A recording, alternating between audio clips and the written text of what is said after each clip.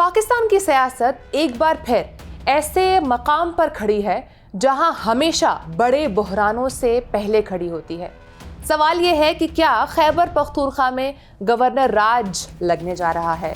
क्या हालात वाकई उस सतह पर पहुंच चुके हैं कि वफाक आइन का आर्टिकल 234 इस्तेमाल करे, या ये वही पुराना सियासी प्रेशर है जिसे हर कुछ साल बाद किसी न किसी सूबे पर आजमाया जाता है?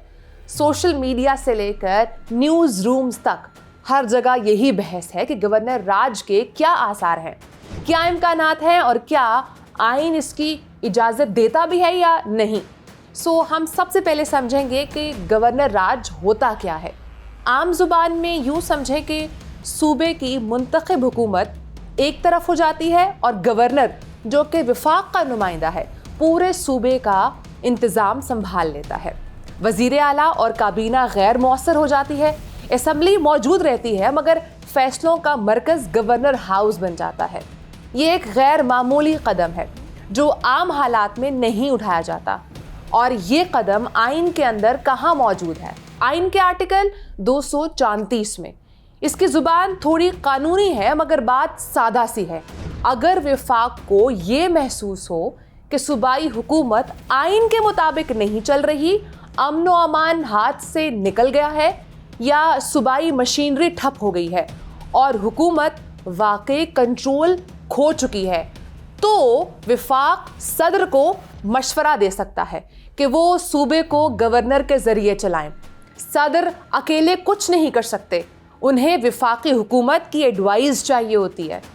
इस नोटिफिकेशन के बाद गवर्नर सूबे के सारे अहम फैसले अपने हाथ में ले लेता है। लेकिन यहाँ एक बात अक्सर लोग भूल जाते हैं। 18वीं आईनी तरमीम के बाद गवर्नर राज लगाना अब पहले जैसा आसान नहीं रहा। पहले मरकज़ ज़रा सा चाहे तो सूबे की हुकूमत ख़त्म कर देता था, अब ऐसा मुमकिन नहीं है। सूबों को ज़्यादा खुद मुख्तारी मिली है, सियासी ताकत तकसीम हुई है और गवर्नर राज आइनी तौर पर आखिरी ऑप्शन बन गया है। वफाक गवर्नर राज उसी वक्त लगा सकता है जब वाकई ये साबित हो जाए कि सूबा खुद नहीं चल रहा। सिर्फ सियासी झगड़ा, सख्त बयानात या फंड्स का मसला गवर्नर राज की वजह नहीं बन सकते। अगर ये कदम 2 माह से ज़्यादा चलाना हो तो कौमी असम्बली और सेनेट दोनों से उसके मंजूरी लेनी पड़ती है। यानी अब ये अमल ना सिर्फ मुश्किल है बल्कि मुकम्मल पार्लिमानी निगरानी में आता है। अब अगर मौजूदा खैबर पख्तूनख्वा का जायज़ा लें तो तस्वीर कुछ यूँ है।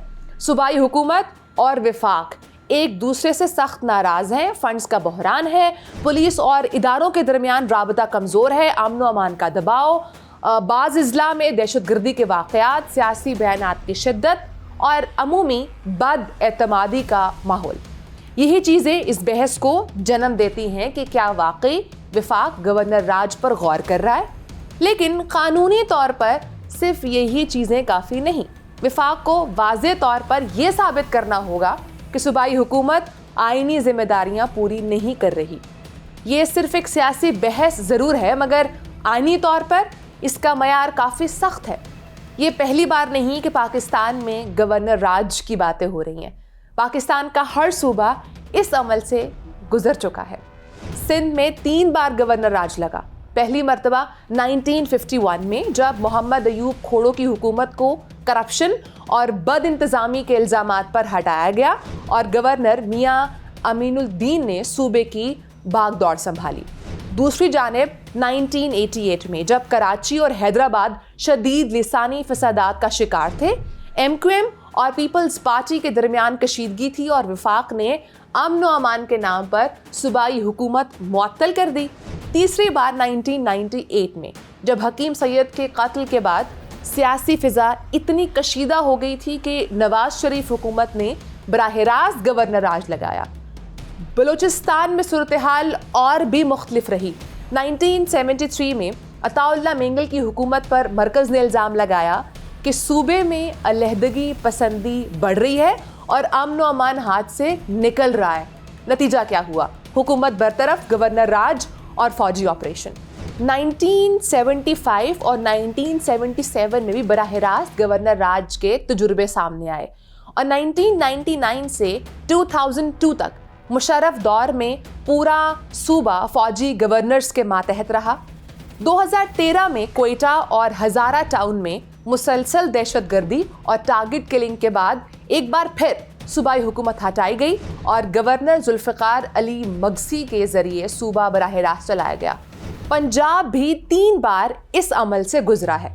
पहली बार 1949 में जब वज़ीर आला इफ्तिखार हुसैन ममदूद की हुकूमत पर इल्ज़ाम लगा कि उन्होंने अपनी अक्सरियत गलत बताई, नतीजतन पंजाब 2 साल गवर्नर राज के नीचे रहा।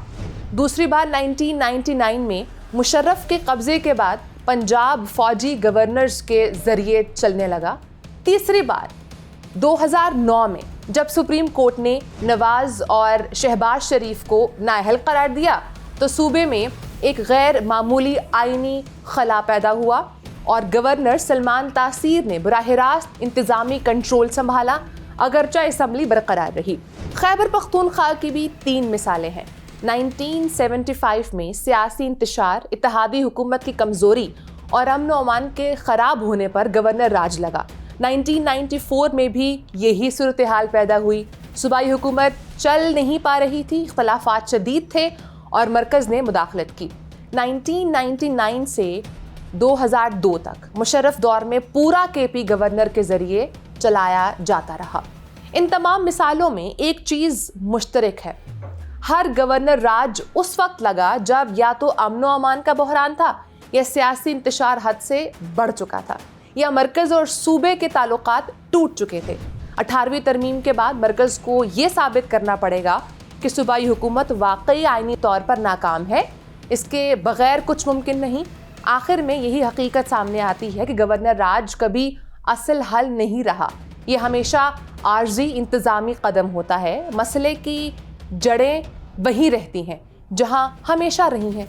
सियासी जमातों में अदम बर्दाश्त, मरकज़ और सूबों के दरमियान इत्तेमाद की कमी और गवर्नेंस का कमज़ोर ढांचा। आइन में रास्ता मौजूद है मगर ये रास्ता तब फ़ायदा देता है जब उसे हल के लिए इस्तेमाल किया जाए, ताकत के खेल के लिए नहीं। पाकिस्तान के असल चैलेंजेस यही हैं कि आइन किताब में ना रहे, निज़ाम में चले, सूबाई हुकूमतें मजबूत हों, मरकज़ और सूबे एक दूसरे पर एतमाद करें और फ़ैसले सियासत से ज़्यादा आइन के मुताबिक हो। अगर हम ये कर लें तो ना गवर्नर राज की ज़रूरत पड़ेगी, न ऐसी बहसें बार बार उठेंगी। बसूरत दीगर तारीख़ अपने आप को दोहराती रहेगी, कभी सिंध, कभी पंजाब, कभी बलूचिस्तान और कभी खैबर पख्तूनख्वा में।